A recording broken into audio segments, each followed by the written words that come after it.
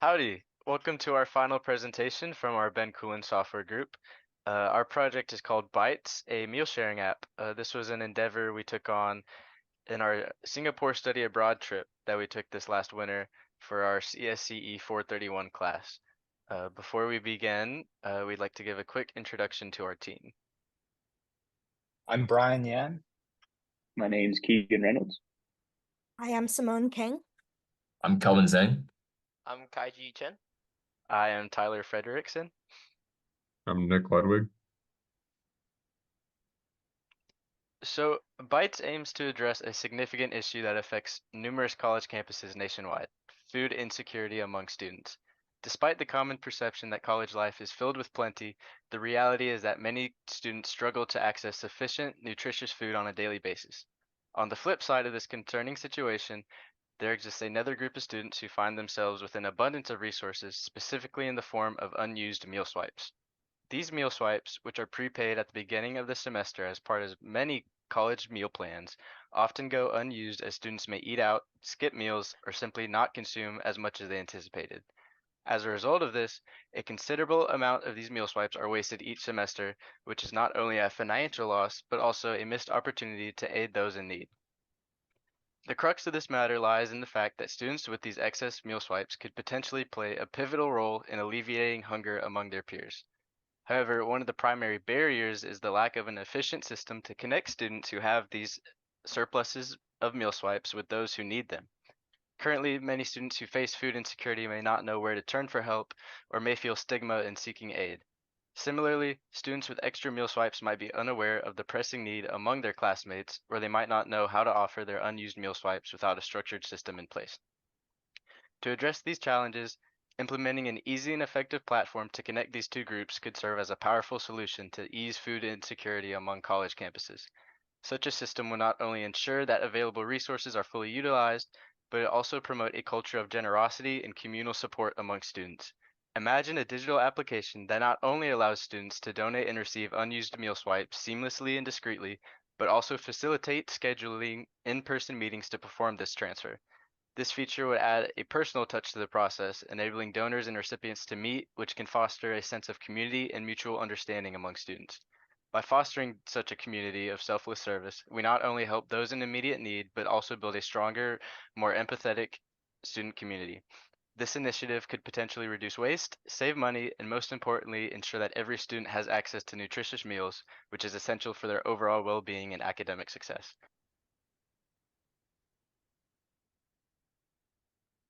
So for Bytes, we ended up working with Team Up Apps for Good, and we kind of just brainstormed a little bit of what we wanted this app to look like and what features would best support those goals.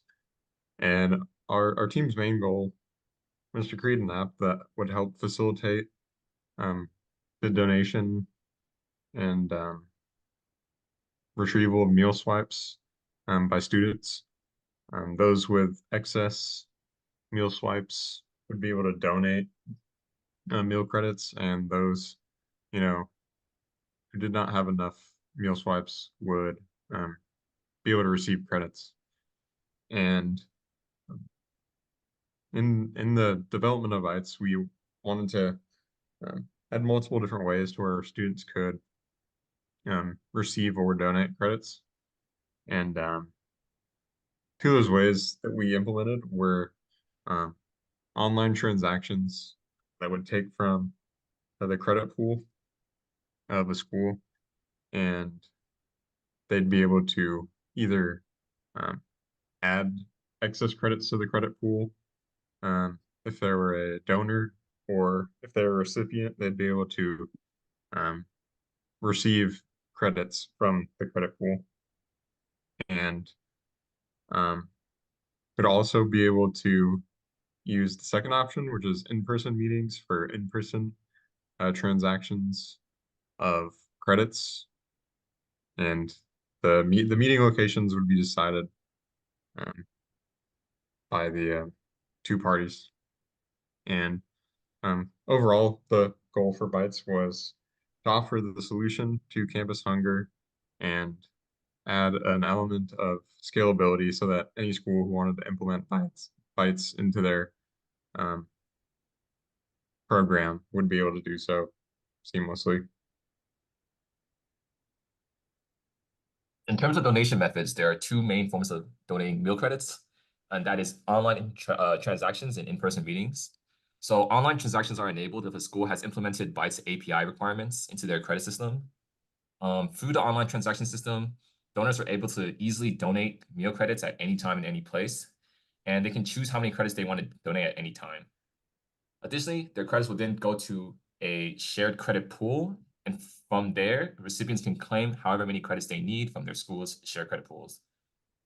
Another method for donating is in-person meetings. So here, this feature will allow students to donate credits even without the school supporting Bytes API. And using this feature, donors will essentially post times and locations in which they are able to meet up with recipients in person and physically swipe them in to the cafeteria. From the meeting page, recipients will then have the luxury of being able to choose to accept postings that fit with their schedule. And once the recipient has accepted a posting, donors can see their posting that have been accepted and know that they should be present at that specific posted location and time in order to give meal credit. With these two donation methods, we ensure students have multiple options for how they want to donate or receive credits.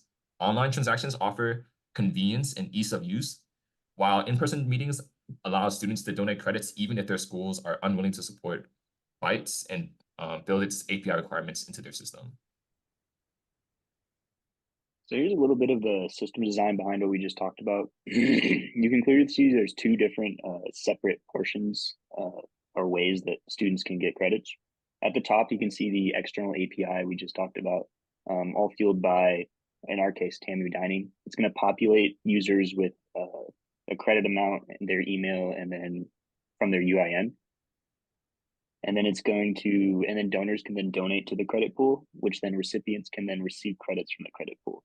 Your credit pool is going to be specific to your school, and it's going to be defined by the beginning of your .edu email address. For example, we're at tamu.edu.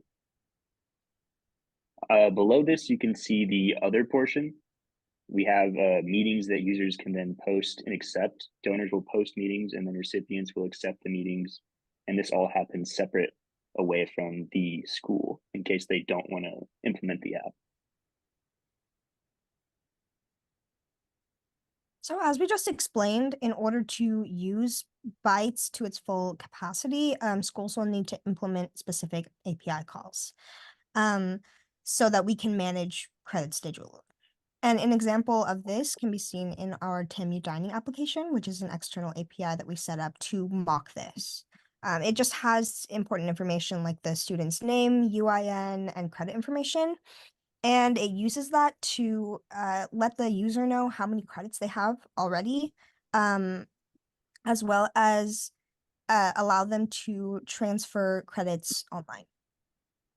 Now, schools or student bodies that don't want to implement these API calls can still use Bytes, as we already said, but it will be limited to only in-person meetings instead of online transactions. One feature in particular that we implemented was the administrator role. We enable schools to assign administrator users with higher powers so they can manage the school's credit pool, which is simply the collection of donated meal credits that each school can use. This includes viewing, editing, and destroying the credit pools. And this system allows administrators to fix any inaccuracies and manually change the credit pool if needed. They can also easily look at statistics regarding donations being made and received for their school credit pool. So for example, on the left, you can see the Texas A&M University credit pool, currently with 46 credits. And you can see that the graph shows the number of donated and the number of received credits over time. And then there's options for the administrator to edit and destroy the credit pool. So we're going to do a little bit of a live demo. This is the home page of Bytes. You can see there's these little tips down here. These are randomly generated, and it really serves to kind of encourage people, if they haven't signed up to Bytes, to do so. You see there's these encouraging messages. We're working with 2 campuses. Over 3 meals have donated this month. Usually that number is gonna be a lot higher, but obviously this is still in development. So yeah, if we click login, you can see we can sign in with our TAMU email, and I'm actually an administrator profile, so I can go to the admin dashboard, can go and update the credits in the credit pool if I want, and then I can also view the health of the credit pool or my school's credit pool. You can see it's in development, so normally there'd be a lot more, but yeah, these are the admin functionalities.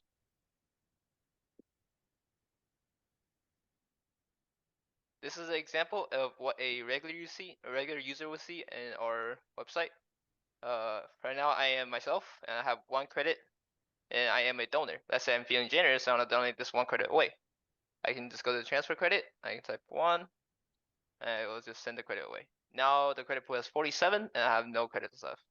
And now I'm like, oh shoot, I don't have any credits. I can change myself to a recipient. I can go request, and I can also just request the credit back. In addition, I can see the transaction history right here of my recent actions, like these 2, where I donated 1 and then I received 1. In addition, you can give feedback. If you have any feedback to our app, then you can just give feedback and you can submit. This is great. That's feedback, and feedback is sent. So another way that we have is to donate credits is to have meetings. Let's say I want to schedule a meeting, in-person meeting. I can just go to Meetings tab and I can schedule a meeting, put in the time. Let's say I want it May 1st, 2024, of course. Yeah, at 5 p.m. At Commons is good. Now I can just schedule a meeting. It is right there.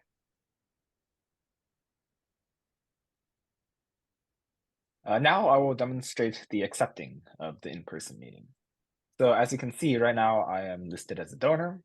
So if I go to meetings, I will not be able to, okay, I can see the meeting posted, but I will not be able to accept it. If I, however, change to become a recipient, now I have successfully updated to be a recipient.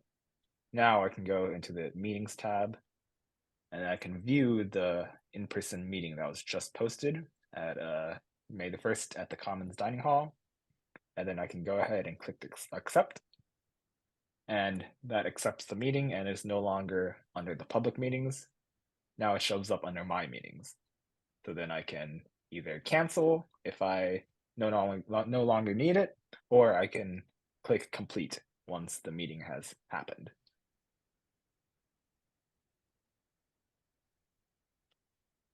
Overall, from this project, we have learned some key lessons. One of which is the importance of test-driven development and behavior-driven development. This is important because it tells us a general idea of what what a certain function is going to look like and what it will feel like to a user. Or else this will run into a risk of developing the wrong thing for the wrong purpose, and maybe we'll just be wasting our time. It also makes sure that in our future development, any changes we make won't break any pre-existing code and pre-existing features. Another important thing that we learned is the importance of a project management, such as Scrum. We met 3 times a week for Scrum meeting to make sure that all of us are accountable and are doing our work in time. This also minimizes the chances of us having overlapping work and integration issues, and allows the team to have good momentum going towards the sprint. Last lesson that we learned, and I think this is the most important one, is the communication with the client. This helps us set focus for the sprint and make sure that we're developing what the client wants and what they need. So while we're going to be done at the end of the semester, this project might live on, and there's definitely a lot more work that can be done to Bytes to make it even better than it already is. This semester, we really got down the core functionality, but there's a lot of room for improvement, specifically in both the UI and a couple of the features. For the meeting functionality especially, we had some interesting ideas that we never really got to put into fruition. For example, like QR codes for confirming meetings in person, or like GPS for more efficient meeting, like going to the same place as the other person. However, this is going to be just the tip of the iceberg. There's a whole lot of avenues to explore with a problem like this, and really the sky's the limit. So yeah, thank you. This was our final presentation.